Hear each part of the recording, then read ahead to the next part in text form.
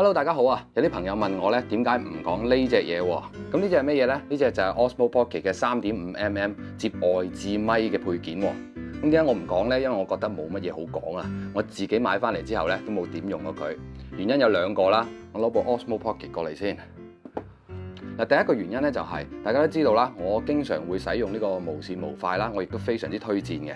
但係呢一個配件插入無線無快呢個 Type C 接口之後咧，係錄唔到音嘅。咁即係好多情況下我都冇用啦。咁如果我要收音嘅時候咧，我就必須要將呢個無線無快拆咗之後，咁樣喺個後欄度懟入去喎，咁樣嚟收音都算啦。問題係佢收音嘅時候咧，你插咗咪之後，佢係唔會喺個 mon 度咧有任何顯示你究竟有冇收音嘅喎。咁嘅唔確定性咧，我係唔中意嘅。所以買翻嚟之後咧，測試完佢係冇事咧，我就擺埋一邊噶啦。其實就靜待佢嘅固件升級啦。咁尋日咧 DJI 就終於推出咗最新嘅固件啦。而更新嘅第一項咧就係新增外置咪嘅狀態檢測喎。咁第五個係比較有興趣嘅就係減少呼吸效應，佢都係減少咗喎，冇消除喎。但係呢個升級裏邊咧冇提到係可以配合外置配件咧去接駁呢個再外置嘅收音嘅。咁我哋而家更新一下，試下睇下有冇驚喜咯。咁更新咧就係要接手機噶啦。我都話咧，我呢啲嘢係唔會帶出去嘅，就除非更新嘅時候使用嘅啫。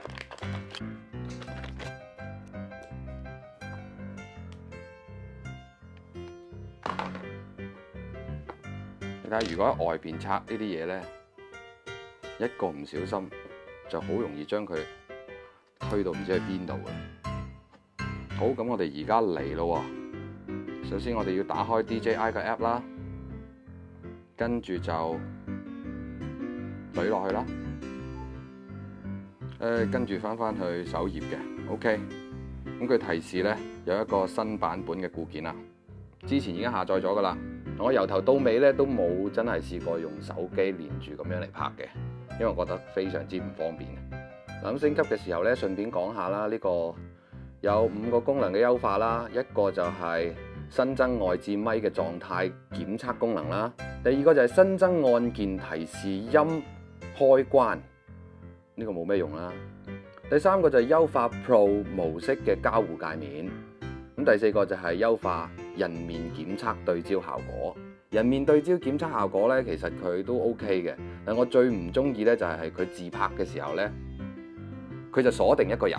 如果你要拍2個人嘅時候咧，隔離嗰個人咧好難入鏡嘅，因為佢係咁追住你個樣咧，係擺喺中間嘅。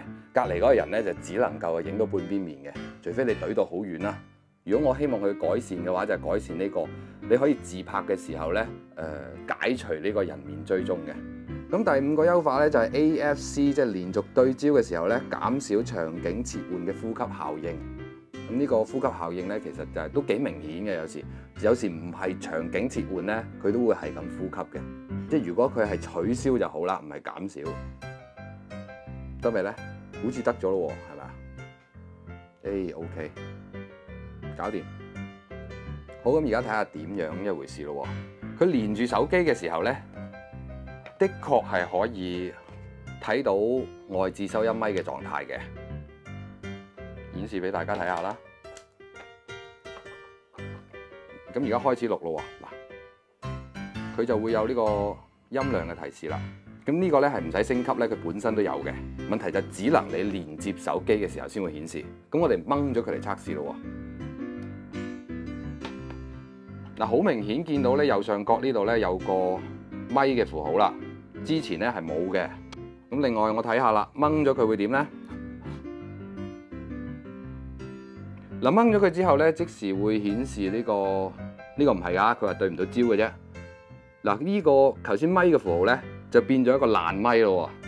呢個睇落去係好似爛咪嘅符號。當你插咗咪嘅配件而冇插咪咧，佢就顯示爛咪。咁跟住咧，再將個咪插入去嘅時候咧，咁佢就會提示你咧，咪就已經連接啦，而且個咪咧就係靚翻啦。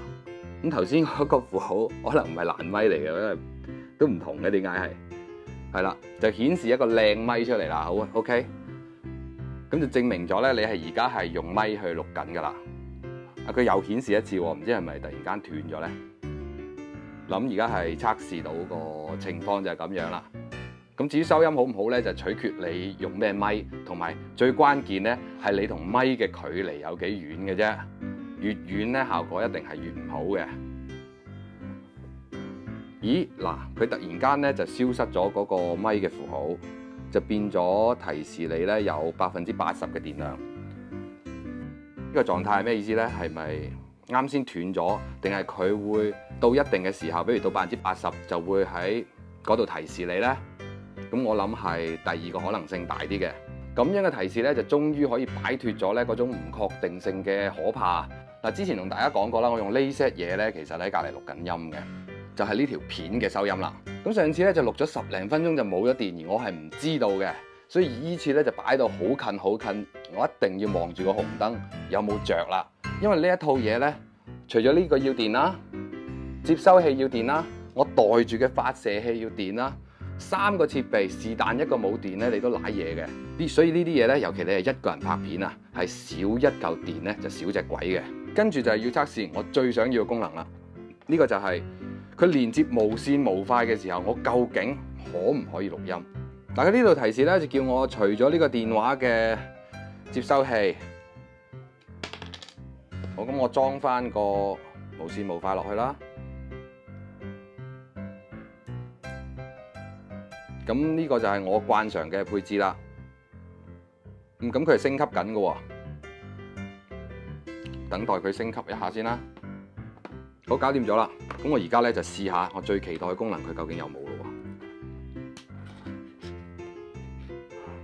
喎？插咗落去啦，但係冇顯示嘅，好明顯係唔得㗎。喂喂喂，喂喂喂！佢而家咧仲未將呢個 Type C 口咧開放俾其他嘅設備，而呢個其他嘅設備咧係包括佢自己嘅設備，呢個都幾搞笑㗎嚇！即係你首先開放咗自己先啦，咁唔知係咪佢做唔到？如果一開放咧就開放晒，而識別唔到咧呢個先係佢自家嘅設備咧，其實係冇可能㗎嚇。咁我哋期待下一次嘅更新啦，因為我其實最想要係呢個功能嘅。嗱，咁今次咧就簡單介紹咗呢個外置咪嘅連接器啦，同埋升級咗個固件。問題佢仲未開放接口俾呢個無線無塊連呢一個配件嘅，所以如果你係想真係有一隻外置咪，唔用無線無塊咁樣用咧，其實就可以買噶啦。但係如果你係好似我咁經常使用無線無塊嚟拍嘢嘅咧，咁就可以靜待佢下一次更新。有呢個功能再買都未遲，而且通常咧，我用得最多嘅咧都係雙系統收音嘅，就好似我而家咁用另外一個設備收音，或者係用電話嚟收音，翻到嚟咧先將條音軌咧拼落條片度再剪嘅。咁至於點樣用其他外置設備嚟收音，同埋佢嘅收音效果好唔好咧，以後再同大家慢慢介紹咯。好，咁今次就講到呢度咯。如果有用嘅話，就俾個 like 同埋訂閱啦，記得撳埋個鈴鈴啊！諗快啲翻屋企更新嚟玩下咯，多謝晒，拜拜。